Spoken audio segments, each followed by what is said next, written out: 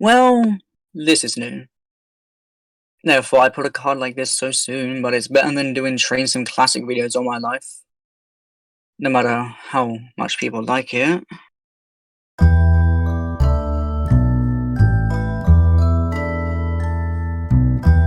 My name is Rudian, otherwise known as the Loco Possum. A few days ago, I was talking with my mates, and we came up with an idea that could help people who want to make their own original characters relating to machinery. Obvious example I'll be using for this is the idea of locomotives. Steam, diesel, electric, everything. For this video, I'll be mostly giving advice for steam locomotive OCs, as I've had the most experience with it could relate closer with to a large audience. Yes, these work for other types of engines too. Take what I say with a pinch of salt.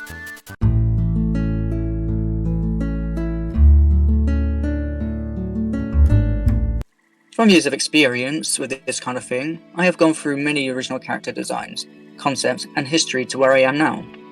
It all started with this. If you recognize this character, first of all, why? And second of all, you may wonder how it went from some backwater trains skin called Furby to this. Simply put, I dug into research, history, and implemented realism to create an engine that would metaphorically sit in an alternate universe that would disrupt too much of British railways. To summarise the lore, as I don't want people to steal the freelance basis or the world building, Flashing Sapphire was built on industrial engineering work in the 1930s, located to an industrial complex, and moved to work at the South Eastern Chatham Railway after the war hit, moving to a harbour and being preserved once dieselisation hit in the 1970s. You may say, wow, that's pretty boring, right? But history isn't all fun and games. Sometimes it can be dull or repetitive. This plays into the main piece of the video. I will give tips and tricks on how you can make your locomotive OCs go from a Furby to a anything but that.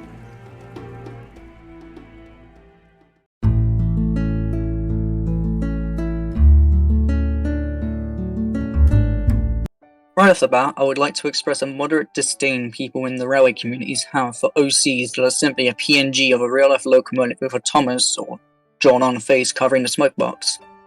It's understandable you may not know how to draw this kind of thing, nor be able to model one accurately, but it just looks lazy and uncared for.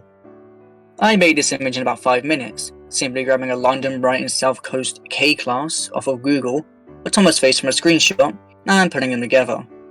The history for this engine could be very complex, but the more I look at this, the less I see it being a personal project and just some background engine for a YouTube series. There is however an exception to this, which I often do when doing concept art for my railway building. I lay colour over the engine and play with the visual settings to get a realistic covering. It takes a bit of time, trial and error, but it looks 9 times better than a black and white insert. Also, for your sanity, stay away from adding a name on the tender or bunker of an engine. Realistically, they will be on the cab, boiler, or side of the smoke box, just like in real life. We're going for realism after all.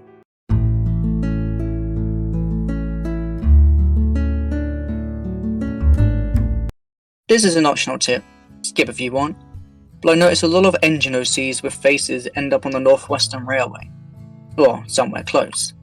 This honestly feels like a cheap way to get out of doing extra work adding a railway of your own. I understand, because why go through the effort of making a whole railway, alternate universe, and roster of characters when Riley the A1 can just work on the Normanby branch? I too was like that, pulling you-know-who on Sodor and calling it a day. But over time I got bored of how easy it was, and I didn't feel much of a connection to my character. Even making my YouTube channel embedded into it and just some name like Furby the E2 1 of 6 Productions. It didn't make me feel right with my creation. I just saw it as a tool to get attention online. So I started a project to work on the railway for him and more OCs to live on. If I remember right, it was called Bankford Rails. It was literally British Railways if it was stuck in the Midlands. Was it shit? Yes. Did I care? Not back then, no. But I was just glad I could connect more with my characters and work on stories without having to shoehorn the blue train with a face into my ideas and concepts. It may take a bunch of attempts, maybe a few years, But in the end, whatever you're happy with will be way better than inserting yourself into an overpopulated TV show railway.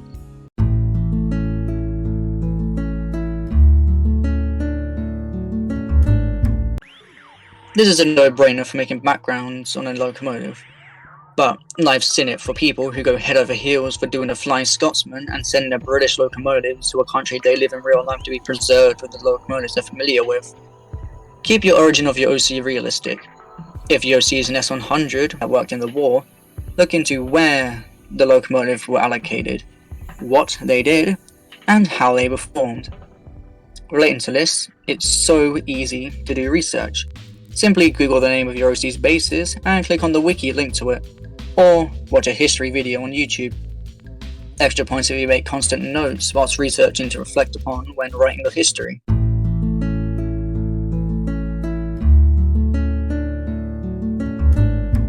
This tip is treading a fine line, as diesel and electric engines are still around today on mainline routes. This is about steam engines, so hold on tight and hear me out. As an example, if your engine was somehow built in the 1930s, it would not survive in mainline operation within the 2000s. According to Google, steam preservation started in the mid-1950s, in the middle of when steam was being withdrawn and scrapped in the UK. Yes, I'm using the UK as a massive backboard. The Thomas fandom could be listening. Realistically, the latest your OC could be picked up from British Railways and preserved will be somewhere in the 1980s.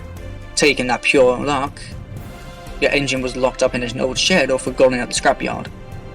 I said this about 8 times already, but I can't control what you do with your OC, but please think realistically about how you make the engine's background. I doubt if engines could speak, they can go, "Hey, I was preserved in 2007, and be some worn out A1 Terrier. No, this doesn't apply to new builds. You can deal with that problem yourself if you want to go down that path.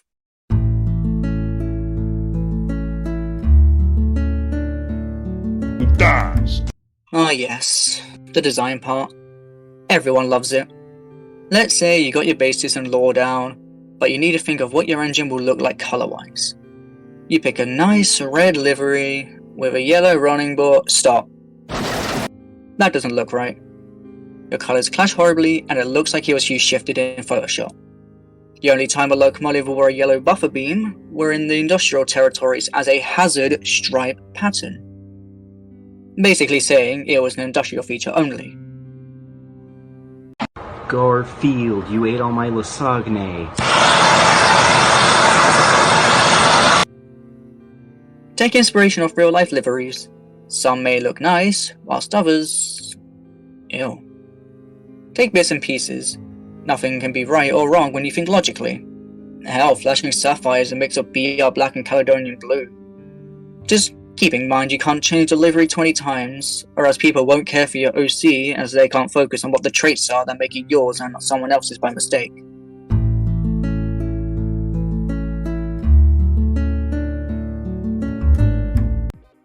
Criticism can come in a lot of ways.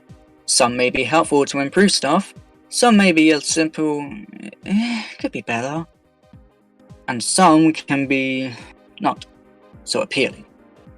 It's a basic rule of character creation everywhere that people don't start fighting tooth and nail because their OCs look similar to theirs or vice versa. Same applies to locomotive OCs.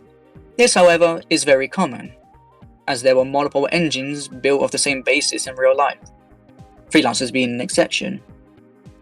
This isn't me saying you can steal other people's freelancers, don't do that shit. Here's some examples of good, bad, and awful opinions. Let's put out an engine from the roster I talked about previously. Notice the blue square buffers, yellow running board, face, and claw on the cab. Good criticism can be as followed. Nice OC. May ask about the claw on the roof. Might want to make it smaller. Maybe change the livery to be a little less bright in my opinion. Bad criticism can be, well, that's pretty ugly. Change the face and get rid of the claw, make it an actual pannier.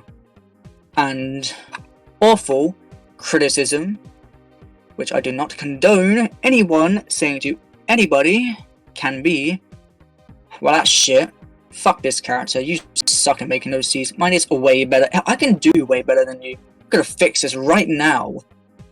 You know what, I'm gonna do it, Mark. You notice how each criticism can be portrayed?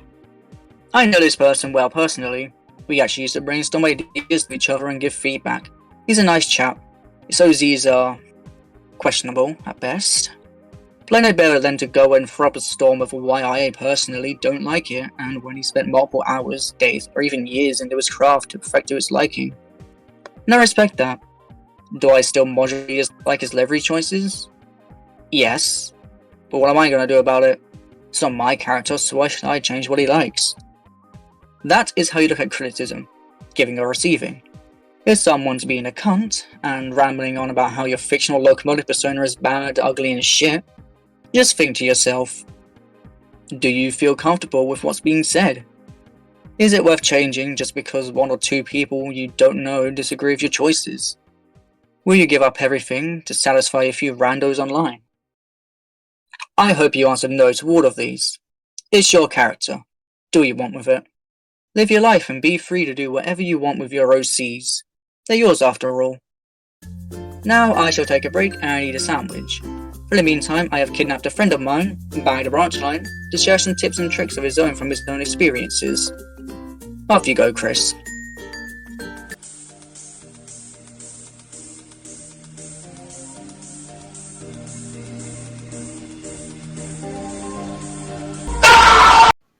Um, uh, Hi, hello, how we all doing? If you need an introduction to me, I'll go ahead and start. I'm back at Branchline.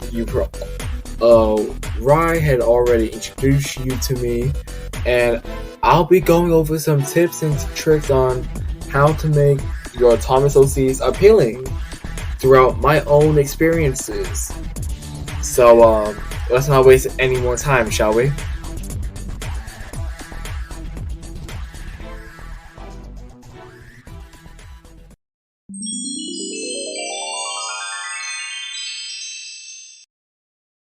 Jumping right into the topic here,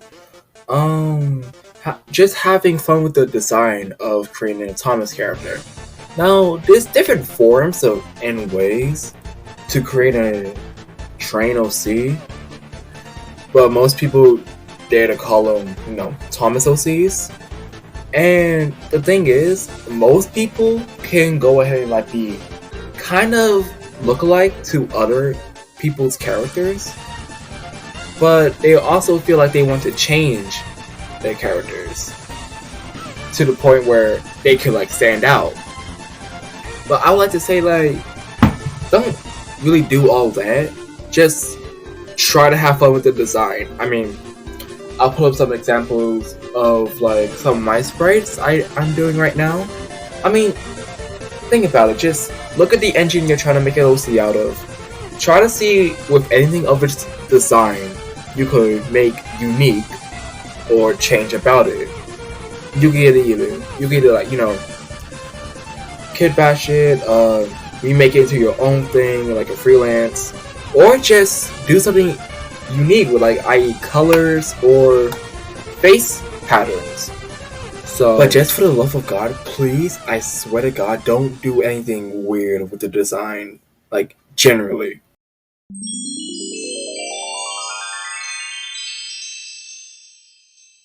About what I see multiple people do.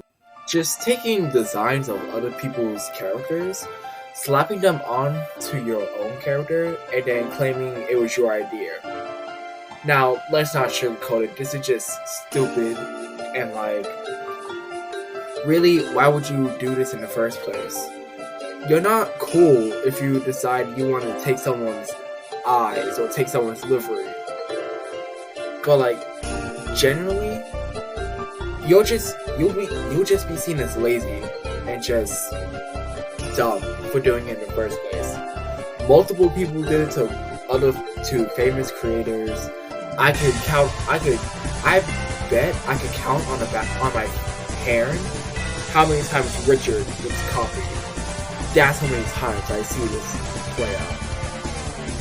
And just don't do it in general, because that's just a form of laziness.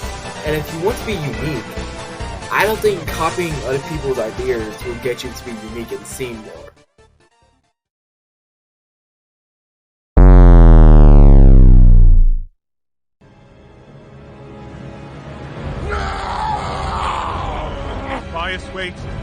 everyone will see. Now, by that alone, you're probably wondering, why would I bring this up in the first place?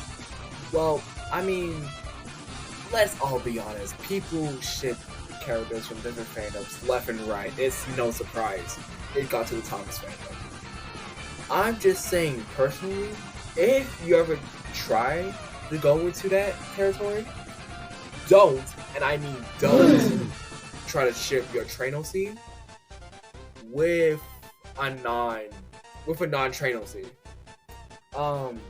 Those who shall not be named, do it beforehand, and yeah, let's just say it's not really the best result now, is it?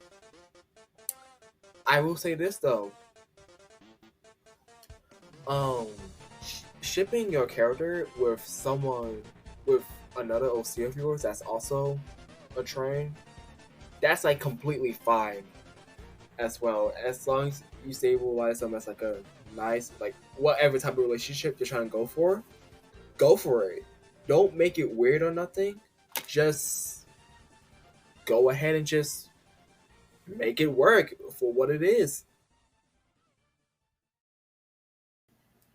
Also, any